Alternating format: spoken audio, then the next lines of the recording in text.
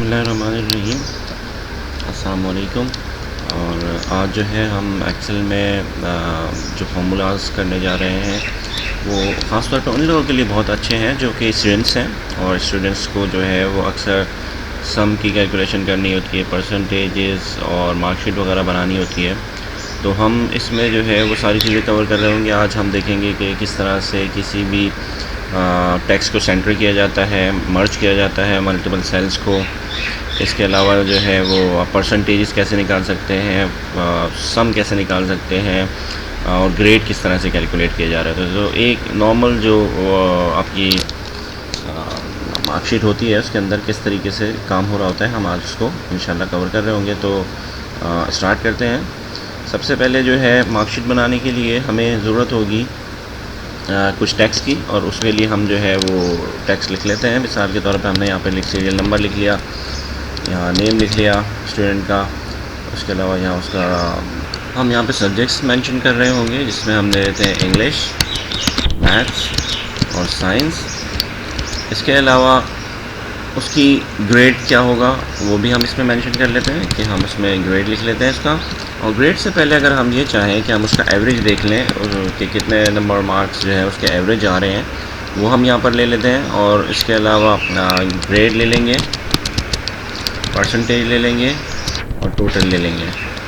और serial number के लिए हमने यहाँ पर सीरियल नंबर जनरेट कर लेना है, 1 2 3। जितने नंबर ऑफ़ स्टूडेंट्स हम इस तरह भी कर सकते हैं, या हम ये कर सकते हैं एक सिंपल सा तरीका ये कि जैसे ही यहाँ पर इसका कैप्शन चेंज होता है तो हम यहाँ से इसको जितने भी स्टूडेंट हमने क्रिएट करने हैं आगे ले जाकर यहाँ तक छोड़ सकते हैं। जैसे हमने मिसाल के तौर पर 10 स्टूडेंट्स बनाने हैं तो हम यहाँ पर 10 पे लाके इसको छोड़ देंगे। इसके अलावा अब हम यहाँ पर कोई नाम ले लेते हैं, कोई भी डमी नाम ले सकते हैं। आसिफ हो गया,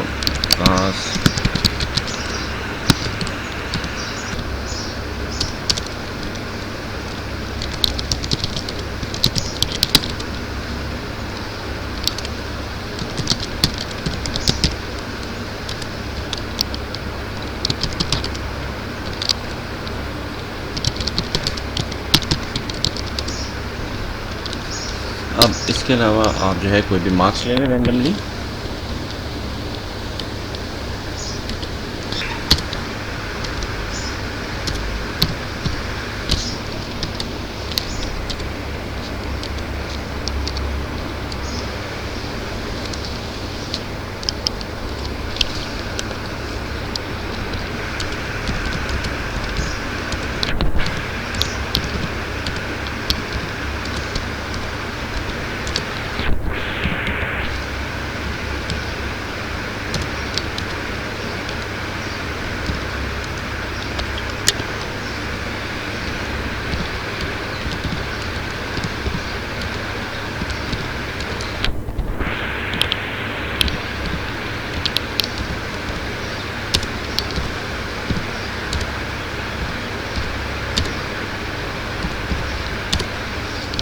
अब हम एवरेज से पहले यहाँ टोटल ले लेते हैं, यहाँ एवरेज ले लेते हैं, परसेंटेज और ग्रेड।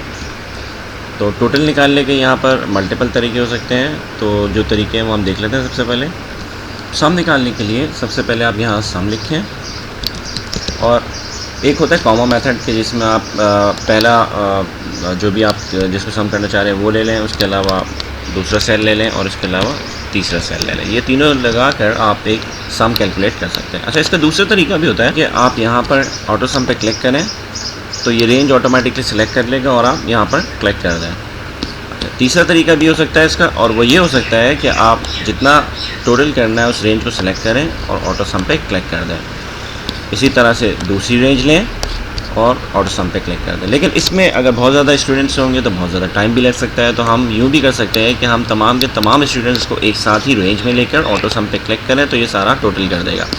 और इससे भी आसान तरीका है कि हम यहाँ से इसको रिमूव करते हैं, ऑटो सम पे क्लिक करते हैं और तमाम सेल ऑटोमेटिक सेलेक्ट हो जाएंगे और हम क्लिक करके इसका टोटल ले सकते हैं। और इस टोटल को जिस तरह से हमने सीरियल नंबर के साथ प्लस जैसे ही आ जाता है तो हम इसको जहाँ तक हमने टोटल लेना है नीचे ले जाकर इसको टोटल कर सकते हैं। एवरेज कैलकुलेट करने के लिए यहाँ पर हमारे पास एवरेज का एक फॉर्मूला होता है। नॉर्मल एक तरीके से कैलकुलेट कर सकते हैं कि हम इन तीनों को प्लस कर लें और एवरेज निकाल लें, लेकिन दूसरा ये हो सकता है कि हम एवरेज का फॉर्मूला रखें और जो हमने जहाँ से स्टार्टिंग से लेकर एंड तक जिसका एवरेज निकालना है हम उसको तमाम को सिलेक्ट करें और एंटर कर दें, तो ये हमारे एवरेज निकल आएंगे। इस तरीके से जब एवरेज कैलकुलेट हो जाएंगे तो उसके बाद हम निकालेंगे यहाँ पर परसेंटेज। एक और तरीका इसका जो टोटल निकालने का हो सकता है वो भी हम देख लेते हैं, और इसके लिए हम इसको डिलीट कर देते हैं। हम एक टोटल निकाल लें और यहाँ पर सिंपल डबल क्लिक कर दें तो सारा टोटल ऑटोमेटिकली कैलकुलेट हो जाता है। ये भी एक बहुत आसान तरीका है जिसको हम यूज़ करके टोटल निकाल सकते हैं। अब बारी आती है परसेंटेज की। परसेंटेज निकालने के लिए हम जिस तरह से एक्सेल में नॉर्मली एक फॉर्मूला लिखे जा रहे होते हैं, इक्वल टू लगाएंगे और यहाँ पर टोटल जो हमारा इन तमाम सब्जेक्ट्स का आ रहा है, इंग्लिश का, मैथ्स का और साइंस का, वो हमने कैलकुलेट किया है F3 के अंदर। तो हम F3 को ले लेंगे और अगर हम ये समझ लें कि हर सब्जेक्ट्स के जो मार्क्स लिए गए हैं वो टोटल 100 में से लिए गए हैं, तो हम इसको डिवाइड कर देंगे टोटल 300 से, क्योंकि हमारे पास 300 सब्जेक्ट्स हैं। इसको मल्टीप्लाई करेंगे 100 से तो हमारे पास ये पहले स्टूडेंट की परसेंटेज निकल आएगी। इसी तरह से हम इसको ड्रैग करके नीचे ले आएंगे तो ये तमाम स्टूडेंट की परसेंटेज हमें कैलकुलेट करके दिखा देगा। और इसके बाद अब ग्रेड कैलकुलेट करने के लिए उसी तरीके से हम जिस तरह से हमने परसेंटेज निकाला था उसी तरीके से हम इक्वल टू लगाएंगे और उसके लिए जो फार्मूला इस्तेमाल होता है वो होता है इफ़ का। इफ़ के फार्मूले के लिए मैं आपको बताता चलूँ कि इफ़ क्या काम कर रहा होता है। इफ़ एक लॉजिकल कंडीशन है जो हमें पास या फेल या ट्रू या फॉल्स के बारे में बता रही होती है कि पहली कंडीशन अगर यहाँ पर देखेंगे आपके अगर टेस्ट हम एक लगाते हैं, मिसाल के तौर पे हमने कहा कि H3 की वैल्यू अगर 70 से बड़ी हो या 70 के बराबर भी लगा सकते हैं इसमें, इज इक्वल टू अगर 70 से बड़ी हो या उसके बराबर हो तो पास लिखा हुआ आ जाए, वरना लिखा हुआ आ जाए फेल। तो दो कंडीशन चेक करता है इफ़, और यहाँ पर हमें ब्रैकेट क्लोज़ करने की ऐसा ज़रूरत नहीं है क्योंकि हमारा एक ही ब्रैकेट खुला हुआ है, लेकिन अगर हम क्लोज़ कर दें तब भी कोई इशू नहीं है। तो यहाँ देखिए हमने चेक किया कि H3 की वैल्यू अगर 70 से बड़ी हो या उसके बराबर हो तो कंडीशन ट्रू होने की सूरत में पास लिखा हुआ आ जाए, वरना फेल लिखा हुआ आ जाए। तो यहाँ पर क्योंकि कंडीशन में इस वक्त 70 से बड़ी नज़र आ रही है वैल्यू, तो यहाँ पर हमें पास लिखा हुआ नज़र आना चाहिए। तो इफ़ कंडीशन जो है ये लॉजिकल कंडीशन है जो हमें टेस्ट करके बता रही होती है कि अगर टेस्ट का रिज़ल्ट ठीक हमारी कंडीशन पे आ रहा हो तो उसको क्या एक्शन लेना है, और अगर उस कंडीशन पे ना हो तो दूसरा एक्शन क्या लेना है। तो बिल्कुल इसी की बेसिस पर हम यहाँ पर इसका स्टेटस लिख देते हैं कि वो पास हुआ है या फेल हुआ है, और यहाँ पर हम अपना ग्रेड को कैलकुलेट कर लेते हैं बेस्ड ऑन इफ़ कंडीशन। तो हमने इफ़ लगाया यहाँ पर, और इफ़ लगाने के बाद हमने लॉजिकल कंडीशन इसको दी कि अब इस लॉजिकल कंडीशन में मल्टीपल कंडीशंस हो सकती हैं। मिसाल के तौर पे एक ग्रेटर देन है कि अगर बड़ा हो तो उस सूरत में क्या करना चाहिए एक्सेल को, और अगर H3 की वैल्यू उस सर्टेन वैल्यू से छोटी हो तो उस सूरत में क्या करना चाहिए।